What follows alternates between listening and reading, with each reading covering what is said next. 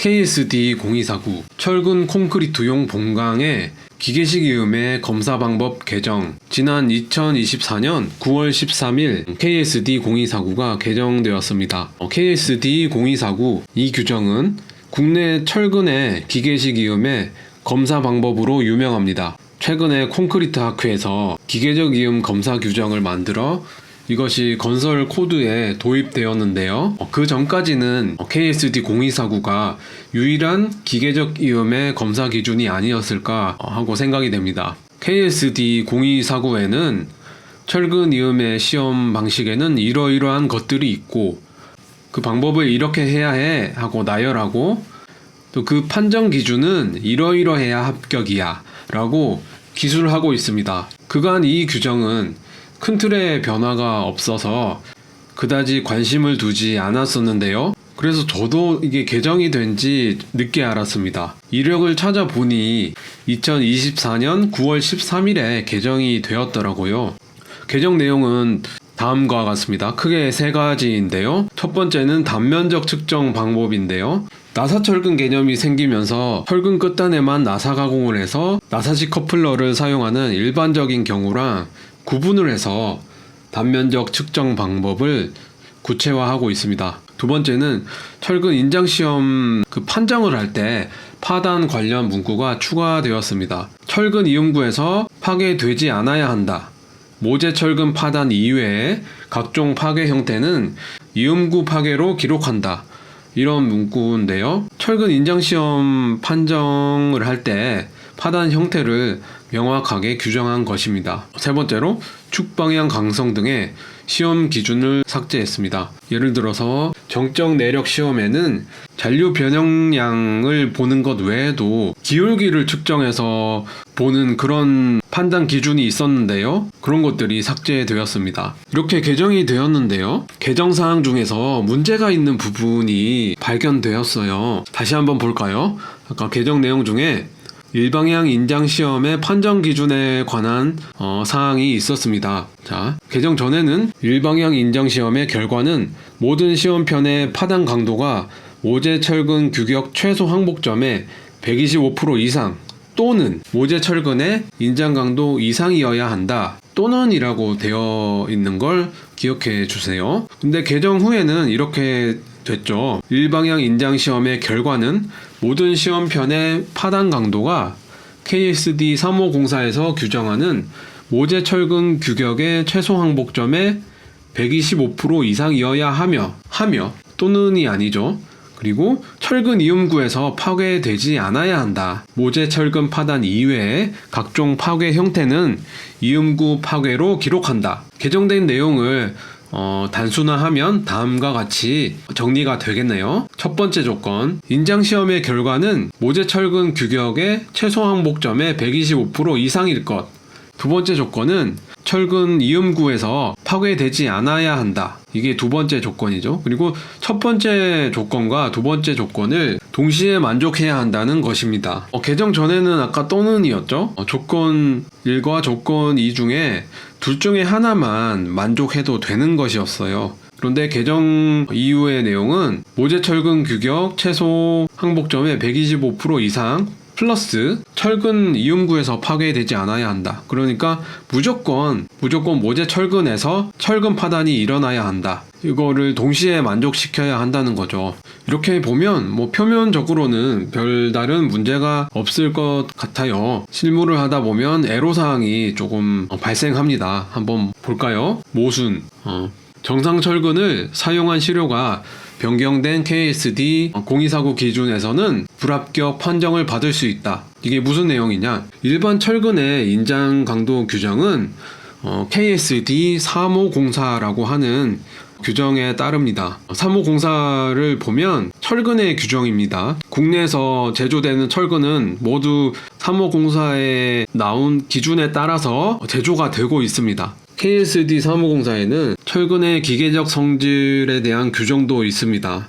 거기 보면 인장 강도와 항복 강도를 규정하고 있는데요. 일반적인 철근의 인장 강도는 실측한 항복 강도의 1.08배 혹은 1.15배 이상으로 규정되어 있습니다. 일반적인 철근의 경우에 말이죠. 그리고 내진 철근의 경우에만 1.25배 이상으로 되어 있습니다. 이 규정에 따라서 시중에는 일반 철근이라면 항복 강도의 1.08배 이상으로 제조된 철근이 유통되고 있습니다. 자, 이 경우에 정상적으로 제조된 철근임에도 불구하고 모재 철근 규격 최소 항복점에 125%에 이르지 못하고, 125%라 하면 1.25배죠. 모재 철근 규격 최소 항복점에 1.25배에 이르지 못하고 철근 파단이 일어날 수 있습니다. 예를 들어 볼게요. SD500 철근 한 본이 있습니다. 이 철근을 인장 시험기로 양 끝단을 잡고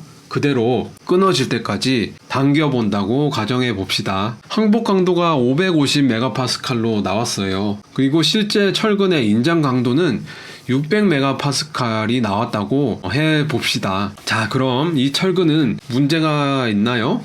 문제가 없죠? 항복 강도가 550이고 인장 강도는 여기다 1.08배를 곱하자고 했죠? 그러면 곱하면 594MPa 이상이 나오는데 인장 강도가 600이니까 594 이상 문제 없습니다. 그런데 이번에는 이 철근을 가지고 커플러에 연결을 해 볼게요.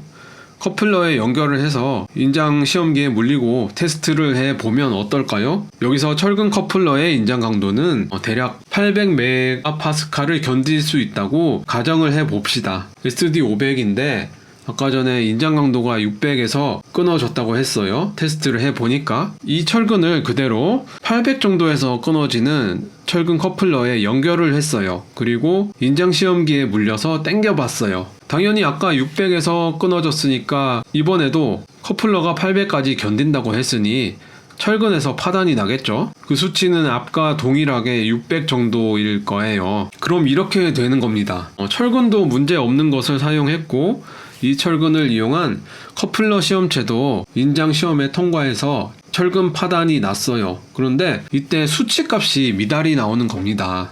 그럼 불합격이죠. 수치값이 아까 600이라고 했죠? 그런데 모재 규격 최소 항복점의 125%, 그러니까 1.25배. 그러면 625MPa 이상 나와야 하는 건데 100이라고 했죠? 수치가 미달이라서 불합격인 거죠. 변경 전의 규정에서는 모재 규격 최소 항복점의 125% 이상 조건을 일괄적으로 적용하지 않고 또는이 있었잖아요. 또는 모재 철근의 인장 강도 이상이어야 한다. 이 말은 철근에서 파단 나면 된다 이런 말이거든요. 이러한 요건 때문에 이러한 문제점이 해결되었어요. 그런데 현 규정에서는 모든 경우에서 125% 이상을 달성해야 하거든요. 그러면 이제 철근의 제조 규격과 1.08배라 했잖아요.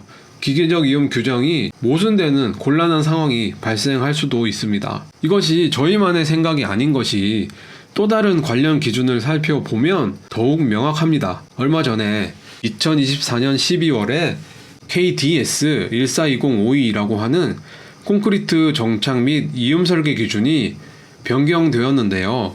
변경되면서 콘크리트 학회 기준인 KCI라고 하는 기준이 새로 마련되었는데요. 여기에 인장시험 판정 부분을 살펴볼게요. 여기에 보면 인장 강도는 설계 기준 항복 강도의 125% 이상이어야 한다라는 것은 동일하고요. 단서 하나가 더 달려 있습니다. 기계적 이음 시험체가 철근에서 파단되면 125% 미만이더라도 합격한 것으로 본다. 이렇게 되어 있습니다. 다음 문제.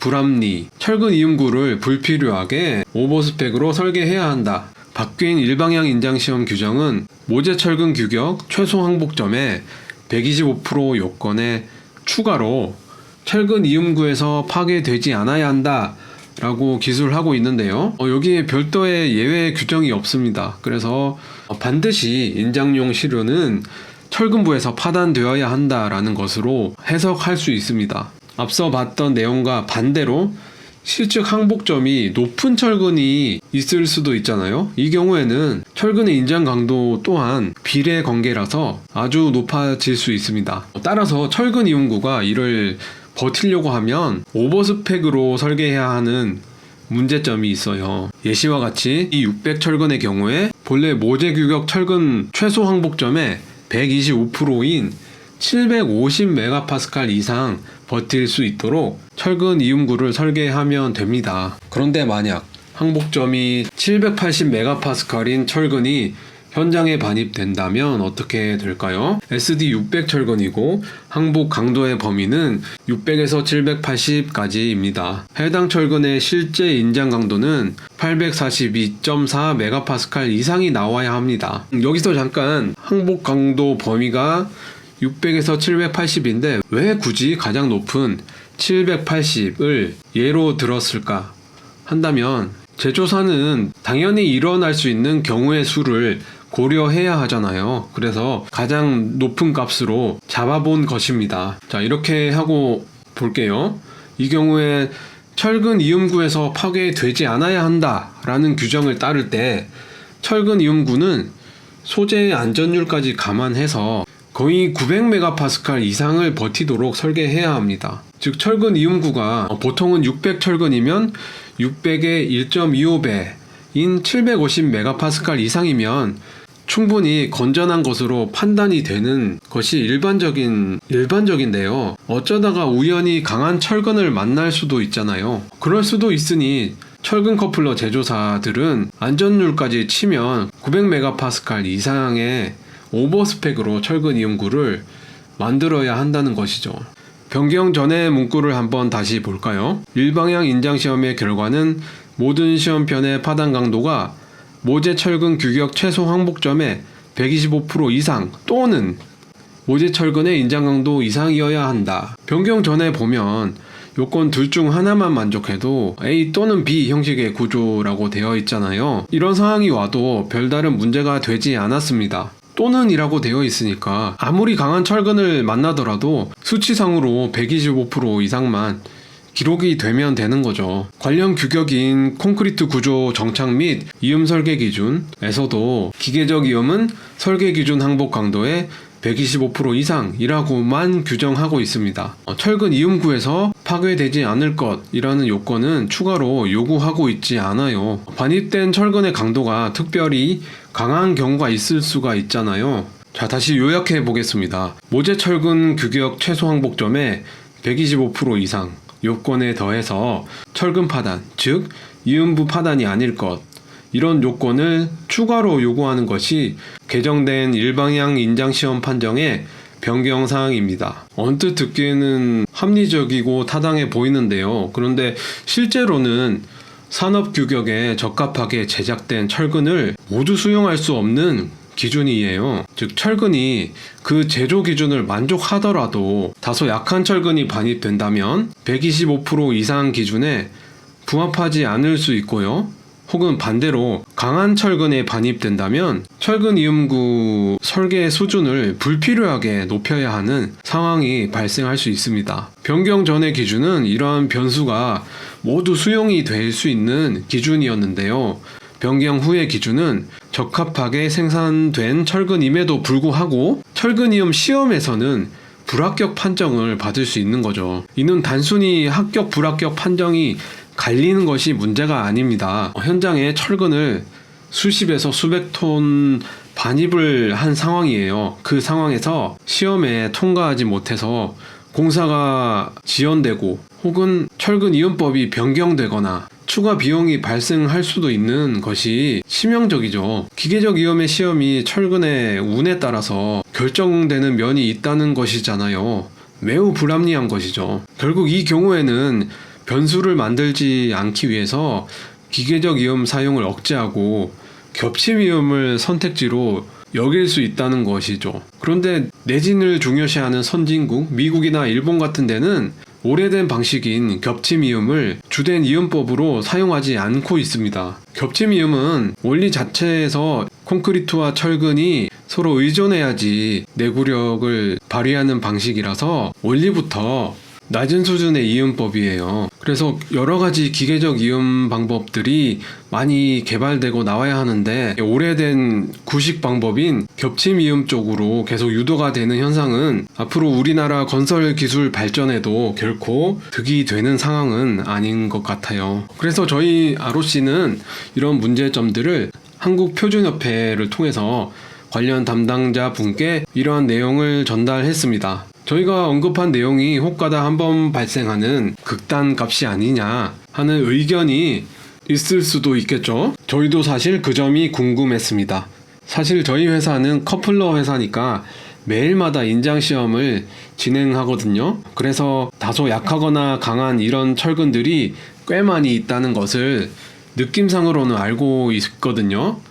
그런데 과연 정말 그런 사례가 많은지는 통계적으로는 확실치 않았었는데요. 이번에 이렇게 의견을 개진하면서 해당하는 건들을 찾아보았어요. 찾아보니까 꽤 많은 사례가 실제로도 나왔습니다. 그래서 해당하는 이제 성적서들을 함께 제출했습니다. 누구나 접근이 가능한 건설사업 정보 시스템 온라인 사이트에서 공시된 성적서들 중에서 이번 시간에 다뤘던 약한 철근 그리고 강한 철근 이런 사례들을 찾아서 취합해 보았습니다. 2024년 1월부터 2024년 6월까지 60여 건의 자료를 찾았거든요. 제조사가 국산이고 8대 제강서로 기재된 성적서만 추렸습니다. 네, 오늘 내용은 이렇게 정리를 해 보았고요. 좀 늦은 감이 없지는 않은데 결과가 어떻든 간에 저희는 실무상 발견된 애로사항을 알리는 해야 할 일을 했다고 생각합니다. 감사합니다. 철근 커플러의 전문가 ROC였습니다.